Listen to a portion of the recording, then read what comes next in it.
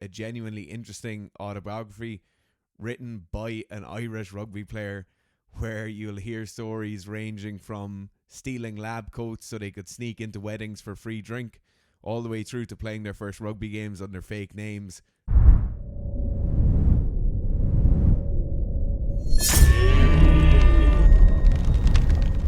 So welcome back to another book review. This week we're going to be reviewing or talking about Rucks, Mauls and Gaelic football by Keane. So Keane was a former international Irish rugby player. He played for the Lions, played rugby all over the world basically.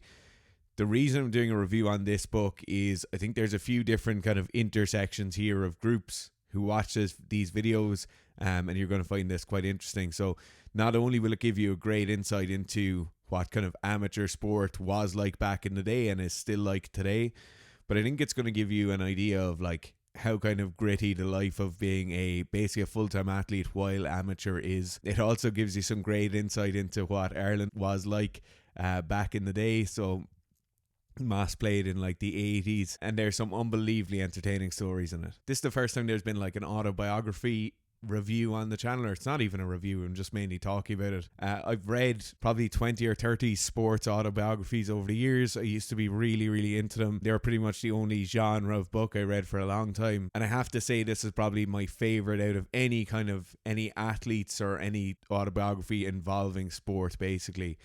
It's written with a writer with him, so I think it's Billy Keane. I'm not sure if he's a relation, and the quality of writing is phenomenally good. The storytelling throughout is very good, so it's an entertaining book in terms of the actual story that's going on, and then obviously the bits within it are very entertaining as well. This book, as I said earlier, gives like you a really good insight into what kind of rural Ireland is like, what it was like for those guys to be coming up to Cork and to Dublin, playing like sport at a high level. Another really interesting thing that a lot of people who watch this channel regularly might not know is that in Ireland, up until only a few years ago, there was a rule where if you played a foreign sport, so rugby, soccer, any sport basically besides Gaelic football and hurling and a handful of others, you weren't allowed. So you either played an Irish sport or you played a foreign sport. And this rule was only revoked not that long ago, you know.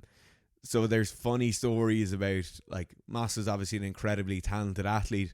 There's stories about him playing rugby under a fake name, and then when you see like one of the most kind of successful international players in Irish history, like people will know his name, and yet he had to start playing the game under a fake name. I think he actually chose his dog's name originally to start playing under.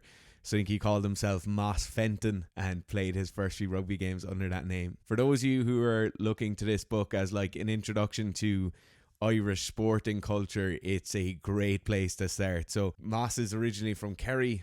He's from not too far away from where Owen is actually from. Owen is obviously from Cork, but just across the border, not too far away at all. It's very kind of rural Ireland, and you'll get a great view of that in the book. Some of the stories about the local GA club and the politics that goes on there, it's really entertaining. The life of an athlete is another thing that obviously we're very interested in all the time. We talk about like optimization, we talk about juggling different things that are going on in your life, and you'll get to see a really unique life of an athlete in this book. So Moss was obviously an amateur player. He didn't play professionally, and when you see something like celebrating being called up to the Irish international rugby team, it was celebrated with a crate of Guinness being brought back to the flat he shared with a load of his friends. On that team then, there are some phenomenally funny stories in this book around like college kids basically and athletes going out drinking, getting up to no good. It's very like you will be laughing from the first page to the last. And the last unique piece of this book is that it has pictures, and I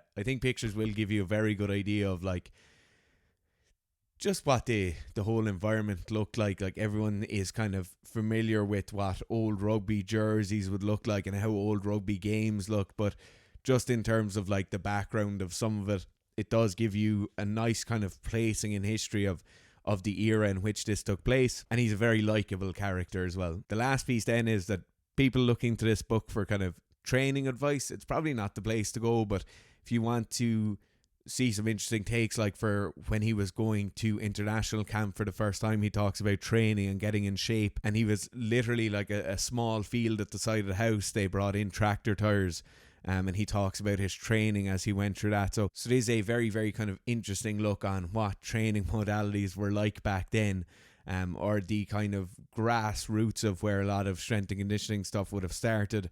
Obviously back in this time, like the Russians and the US and like big sporting organizations would have had a good idea, but for the standard athlete who hasn't any kind of background in this, it's great to see how those corners were rounded or those problems were solved. This is the hardback copy of the book. I've had it for years. I think it might have came out in 2005 or 2006, I'm not sure, and I'm obviously missing the dust cover of it.